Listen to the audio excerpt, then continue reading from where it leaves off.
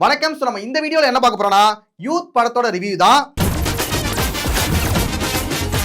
இந்த படம் வந்துட்டு நம்மள மாதிரியான யூத்துக்கான படம் இது. அப்படி நம்மளையும் சேர்த்துக்கணும். யூத்னா அப்படித்தான் இருக்கும். யூத்னா அப்படித்தான் இருக்கும். கென் கருணாஸ், சுராஜ், யாரு அனிஷ்மா, அனில்குமார், அதான் இந்த நீலோத்தி படத்துல கூட நீலோத்திய சிறை படத்துல கூட நடிச்சிருந்தாங்களே, ஏன் நீலோத்தி, அப்புறம் தேவதர்ஷினி, அப்புறம் மீனாட்சி தினேஷ், பிரியன்ஷி யாதவ். ஓகே, இவங்க புது ஹீரோயின் போல. இவங்கெல்லாம் நடிச்சு இன்னும் நிறைய நடிகர்கள்லாம் நடிச்சு ரிலீஸ் ஆயிருக்க படம் தான் யூத். இதுக்கப்புறம் விஜய் நடிச்ச யூத் படத்தை மறந்துடுவீங்க. இந்த படம் தான் ஞாபகத்துல இருக்கும். துரேந்தர் 2 பார்க்கலான்னு போனோம். அதுல தமிழ் வெர்ஷன் ரிலீஸ் ஆகாதனால இந்த படத்துக்கு போனோம். இருந்தாலும் இந்த படத்து மேல எனக்கு சின்ன எதிர்பார்ப்பு இருந்துச்சு. ஏன்னா இந்த படத்தோட அனௌன்ஸ்மெண்டா இருக்கட்டும், அப்புறம் சாங்ஸா இருக்கட்டும், சாங்ஸுக்கு வர ப்ரோமோவா இருக்கட்டும், எல்லாமே சூப்பரா இருந்துச்சு. இந்த முட்டை கலக்கி சாங்னா கொஞ்ச நாளா என்னோட ஃபேவரட் சாங்கா போயிட்டு இருக்கு. இந்த வாரம் சாங் ரிலீஸ் பண்ணும். என்ன சிச்சுவேஷன்? லவ்னு ரொம்ப புதுசா இருக்குடா. இந்த படத்துக்கு ஸ்டார்டிங்ல இருந்தே ப்ரொமோஷன் வந்து நல்லாவே பண்ணியிருந்தாங்க. அது மட்டும் இல்லாம கென் கருணாஸோட இன்டர்வியூஸ்னா பார்த்தேன், நல்லா இருந்துச்சு. ரொம்ப யதார்த்தமா பேசினாரு. அப்புறம் ட்ரெய்லருமே சூப்பரா இருந்துச்சு. ஓகே, ட்ரெய்லர் பார்க்கும்போது பிரதீப் ரங்கநாதனோட அடுத்த வருஷனா இருக்குமோ அப்படிங்கிற ஒரு சின்ன ஒரு டவுட் இருந்துச்சு. சரிடா, இதெல்லாம் நல்லா தான் இருக்குது, படம் எப்படி இருக்குன்னு சொல்லி போய் பார்த்தா அது சொல்றேன். ஃபர்ஸ்ட் இந்த படத்தை டைரக்ட் பண்ணது கென் அண்ட் கேங் தான். சிவா அண்ட் டீம் மாதிரி கென் அண்ட் கேங். கென்னை பொறுத்த வரைக்கும் சிம்புவோட இன்னொரு வருஷம் நினைக்கிறேன். அவரே டைரக்ட் பண்றாரு, அவரே நடிக்கிறாரு, அவரே லிரிக்ஸ்லாம் எழுதுறாரு. Nice lyrics. தேங்க்ஸ்ண்ணே. அது லிரிக்ஸ் கிட்ட தான் சொல்லணும். அதனால தான் சொல்கிறேன் தேங்க்ஸ்ண்ணே. அவரே நல்லாவும் பாடுறாரு. ஓகே, சிம்பு மாதிரியே எல்லா டேலண்ட்டுமே அவர்கிட்ட இருக்குது. உங்களுக்கு பிறந்திருக்கிறது சாதாரண குழந்தை இல்ல மேடம். இந்த படத்தோட ஸ்டோரி என்னன்னா, ஸ்கூல் படிக்கிற ஹீரோ காதல் காதல் காதல் சுத்திட்டு இருக்காரு. ஆனா எனக்கு என் மைண்ட்ல ஓடுறதெல்லாம் ஒரே ஒரு விஷயம் தான், லவ் லவ் லவ். கடைசியில அந்த காதல்ல ஜெயிச்சாரா, இல்ல வாழ்க்கையில ஜெயிச்சாரா, இல்ல சிவசாமி சொன்னதை காப்பாத்தினாரா அப்படிங்கறதா இந்த படத்தோட கதையே. படி, நல்லா படிச்சு ஒரு அதிகாரத்துல போய் உட்காரு. இந்த படத்தோட ஸ்டோரியை பார்த்தீங்கன்னா ரொம்ப ஒரு பழைய ஸ்டோரி தான். நம்ம தமிழ் சினிமாவா இருக்கட்டும், இல்ல பக்கத்து ஸ்டேட் சினிமாவா இருக்கட்டும், எல்லாத்துலயும் அடிச்சு துவைச்சு புழிஞ்ச ஒரு கதை தான். எவ்வளவோ பொண்ணுங்க பின்னாடி நான் சுத்தி இருக்கேன் மச்சான், ஆனா இப்ப ஏன் பின்னாடி 3 பொண்ணுங்க சுத்துறாளுங்கடா. அதனால கதையை பொறுத்த வரைக்கும் புதுசா நீங்க எதையுமே எதிர்பார்க்க முடியாது. சரி, கதை பழசா இருந்தாலும் பரவாயில்ல, ஸ்கிரீன் பிளே எப்படி இருக்கு, சீன்ஸ்லாம் எப்படி இருக்கு, புதுசா இருக்கா அப்படின்னு பாத்தீங்கன்னா அதுவும் இல்ல. எனக்கு நீனா ரொம்ப பிடிக்கும் பிரவீன், ஆனா எனக்கு என்ன பிடிக்கும்ன்றது மட்டும் பத்தாது. ஃபர்ஸ்ட் இந்த படத்தோட பாசிட்டிவ் எல்லாத்தையும் சொல்லிடுறேன், அதுக்கப்புறம் நெகட்டிவ்ல போயிடலாம். முதல் பாசிட்டிவா கென் கருணாஸோட பெர்ஃபார்மன்ஸை சொல்லுவேன். என்னோட பர்ஃபார்மன்ஸை பொறுத்த வரைக்கும் எனக்கு ரொம்பவே பிடிக்கும். அசுரன் படமா இருக்கட்டும், அடுத்து வாத்தி படமா இருக்கட்டும், அதுக்கப்புறம் இப்போ விடுதலை 2, எல்லா படத்துலையுமே ஒரு இம்பாக்ட் கிரியேட் பண்ற மாதிரி ஒரு பர்ஃபார்மன்ஸ் கொடுத்துருப்பாரு. ஸோ இந்த படத்துலையும் பர்ஃபார்மன்ஸை பொறுத்த வரைக்கும் எந்த ஒரு குறையுமே கிடையாது, நல்லாவே நடிச்சிருக்காரு. அவர் தான் இந்த படத்தோட ஸ்டார்டிங்ல இருந்து எண்ட் வரைக்கும் இந்த படத்தை கொண்டு போறாரு. 5 நிமிஷம் தான் இருக்கு, என்ன பார்க்கணுமோ பார்த்துட்டு கிளம்புங்க. அடுத்து கென்னோட அப்பாவா சுராஜும் அம்மாவா தேவதர்ஷினியும் நல்லாவே நடிச்சிருந்தாங்க. சுராஜை பொறுத்த வரைக்கும் அவர் அங்கங்க கொடுக்குற கவுண்டர்ஸ் எல்லாமே தியேட்டர்ல நல்லாவே ஒர்க் அவுட் ஆனிச்சு. அது மட்டும் இல்லாம ஹாஸ்பிட்டல்ல ஒரு எமோஷனல் சீன் ஒன்று வரும், அதுவா இருக்கட்டும், கிளைமேக்ஸ்ல ஒரு எமோஷனல் சீன் ஒன்று வரும், அதுவா இருக்கட்டும், எல்லாமே சூப்பரா நடிச்சிருந்தாரு. நாளை பின்ன ஒரு பொண்ணு வந்துச்சுன்னா அவன் நம்மள மறந்துடுவான்ல. நான் என் அம்மா விட்டு வரப்போ உனக்கு அதெல்லாம் தெரியலையே. அடுத்த பாசிட்டிவா அங்கங்க இருக்கிற காமெடி சீன்ஸ். இந்த படத்தோட ஸ்டோரி ரொம்ப நார்மலா, ரொம்ப பார்த்து பழகின ஸ்டோரியா இருந்தாலும் அங்கங்க இருக்கிற காமெடி சீன்ஸ் வந்து நம்மளை வந்து சிரிக்க வைக்குது. அதுதான் இந்த படத்தோட ஒரு பெரிய பிளஸ் நான் பாக்குறேன். அது மட்டும் இல்லாம நிறைய சீன்ஸ் வந்து நம்ம ரிலேட் பண்ணிக்கிற மாதிரி இருக்கும், அதே சமயம் நாஸ்டாலஜிக் ஃபீலுமே கொடுக்கும். அவனை கெட்ட பசங்களோட எல்லாம் சேர விடாது. நாஸ்டாலஜிக் ஃபீல்னா எப்படி சொல்றேன்னா, நம்ம நிறைய தமிழ் சினிமால பார்த்துருப்போம் சீன்ஸ், அந்த சீன்ஸை மறுபடியும் பார்த்த மாதிரி ஒரு நாஸ்டாலஜிக் ஃபீல் வரும். அந்த நாஸ்டாலஜிக் ஃபீல் கிரியேட் பண்ணியிருப்பாங்க. இதுக்கு முன்னாடி பார்த்து இந்த மலையாள படத்துல இருந்துமே ஒரு சில சீன்ஸ்லாம் இந்த படத்துல வரும். இந்த மாதிரியான நாஸ்டாலஜிக் ஃபீலை வந்து கிரியேட் பண்ணியிருக்காங்க, அதுவும் ஒரு பிளஸ் தானே. காமெடின்னு சொல்லும் போது அவன் ஞாபகத்துக்கு வருது, இந்த மணி அண்ட் டீம் வந்து இந்த படத்தில் நடிச்சிருக்காங்க. அவங்க 2 சீன் வந்தாலுமே அந்த 2 சீனுமே சூப்பரா இருந்துச்சு. யாரா பிரவீன்? அடுத்த பாசிட்டிவ் என்னன்னா இந்த படத்தோட மியூசிக் தான். ஜிவி பிரகாஷ் இந்த படத்தோட மியூசிக் டைரக்டர். சாங்ஸா இருக்கட்டும், பேக்ரவுண்ட் ஸ்கோரா இருக்கட்டும், எல்லாமே சூப்பரா இருந்துச்சு.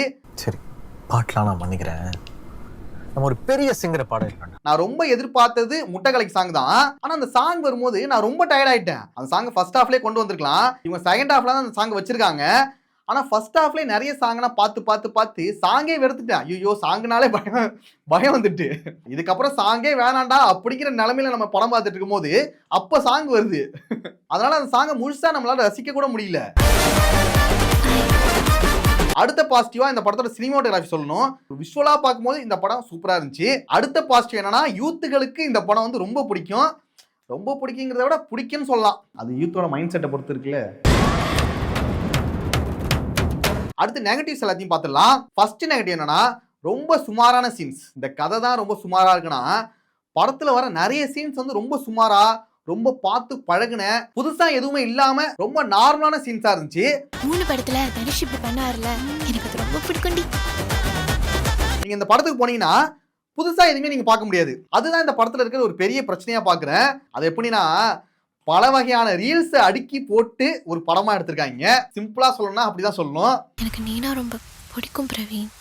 ஆனா எனக்கு உன்னை பிடிக்கும்ன்றது மட்டும் பத்தாது. ரீல்ஸ்னு கூட சொல்ல முடியாது, டிக்டாக் பக்கம் போயிடணும். நம்ம இந்த டிக்டாக் பேன் ஆகிறதுக்கு முன்னாடி நம்ம பார்த்த நிறைய டிக்டாக்ஸ்லாம் இருக்கும்ல, அதுல இருந்துனா கான்செப்டை உருவி இந்த படத்துல வச்சிருக்காங்க. அதுவும் முக்கியமா அந்த இன்டர்மிஷனை சொல்லணும். எவ்வளவோ பொண்ணுங்க பின்னாடி நான் சுத்தி இருக்கேன் மச்சான். ஆனா இப்ப ஏன் பின்னாடி 3 பொண்ணுங்க சுத்துறாளுங்கடா. இந்த நாஸ்டாலஜிக் ஃபீல்னு சொன்னேன்ல, எனக்கு வந்து இந்த டிக்டாக் காலத்துக்கு போயிட்டேன்.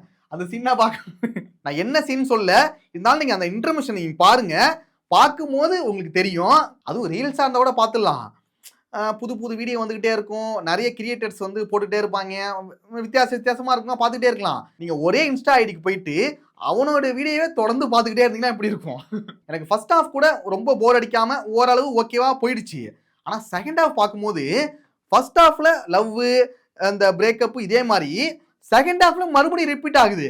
லவ் பிரேக்கப் லவ், செகண்ட் ஹாஃப்லயும் லவ் பிரேக்கப் லவ். என்னடா பண்றது? இல்ல இந்த டூரேஷனை கூட கொஞ்சம் சுருக்கி இருக்கலாம் போல. இதுக்கு வந்து 2.25 மணி நேரம் ரொம்ப அதிகமா தான் தோணுச்சு. ஒரு 2 மணி நேரம் கூட அதிகம் தான். அதுக்கு ஒரு 1.25 மணி நேரம்.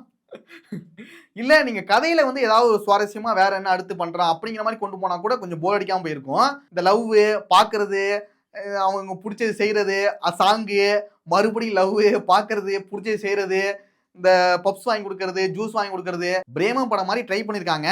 ஆனா அது அந்த அளவுக்கு ஒர்க் அவுட் ஆகல. பொண்ணை பார்த்த உடனே ஒரு சாங் வருது, அது ஒரு லவ் ஓகேயான ஒரு சாங் வருது. சாங் வந்து குறைச்சிருக்கலாம் போல. திடீர்னு ஒரு ஹீரோயினை பார்த்தா எனக்கு பயம் வருது. இங்க சாங்கை போட்டுருவான் போல. அந்த அளவுக்கு நம்ம பயமுத்துறாங்க. இந்த நிலைமையில நம்ம இருக்கும்போது முட்டைக்கலைக்கு சாங் பார்த்து நம்மளால எப்படி ரசிக்க முடியும்? என்னோட அம்மாவா நடிச்சிருக்க தேவதர்ஷினி வந்துட்டு இந்த மூட நம்பிக்கையில ரொம்ப மூழ்கி போயிருப்பாங்க.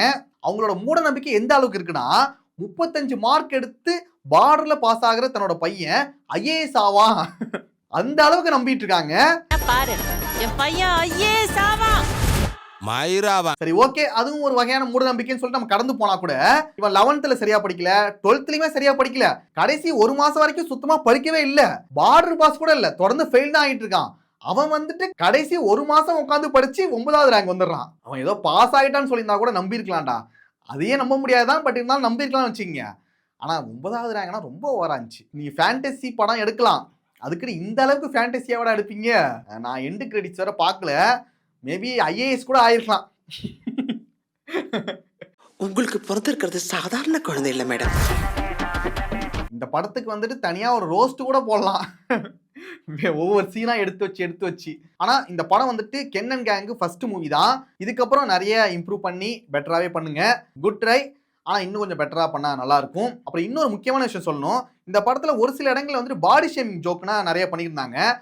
அது வந்துட்டு இப்ப தமிழ் சினிமால அது பாடி ஷேமிங் ஜோக்னா கொஞ்சம் கொஞ்சமா குறைஞ்சிட்டு இருக்கு. தமிழ் சினிமாலையும் சரி, கிரியேட்டர்ஸுமே நிறைய பேர் மாறிட்டாங்க. ஆனா இப்ப வந்துட்டு இந்த பாடி ஷேமிங் ஜோக்னா வைக்கிறது வந்துட்டு ரொம்ப கேவலமா இருந்துச்சு. அதை இதுக்கப்புறம் பண்ணாதீங்க.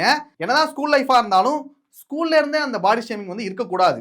ஓகே, ஸ்கூல் லைஃப்ல தானடா பண்றோம், ஸ்கூல் லைஃப்ல எல்லாரும் நார்மலா பண்றதுனடா அப்படின்னு நம்ம சொல்லலாம். அது வந்துட்டு ஒரு படத்துல இருக்கும்போது நிறைய பேருக்கு வந்து அது இன்ஃப்ளூயன்ஸ் ஆகும், அது நார்மலைஸ் பண்ற மாதிரி இருந்துச்சு. ஒருவேளை நீங்க பாடி ஷேமிங் ஜோக் வச்சுட்டு அது தப்புன்னு காமிச்சிருந்தா கூட அது புரிஞ்சிருக்கும். நீங்க அதை வந்துட்டு நார்மலா பண்றதுனடா அப்படிங்கிற நார்மலைஸ் பண்ணிட்டீங்க. அது வந்து ரொம்ப தப்பா இருந்துச்சு. அதை மாத்திங்க. இனிமே உங்க கவனம் முழுக்க படிப்புல மட்டும்தான் இருக்கணும். பட் இருந்தாலும் யூத்துகளுக்கு இந்த படம் வந்து கண்டிப்பா பிடிக்கும்னு நினைக்கிறேன். ஆனா அந்த யூத்துகளே ஃபர்ஸ்ட் ஹாஃப் வரைக்கும் கத்திட்டு இருந்தாங்க, செகண்ட் ஹாஃப்லாம் கொஞ்சம் சைலண்டாக இருந்தாங்க. ஸோ இதுக்கப்புறம் நீங்கள் இந்த படத்தை பார்த்துட்டு என்னங்கிறத முடிவு பண்ணிக்கங்க.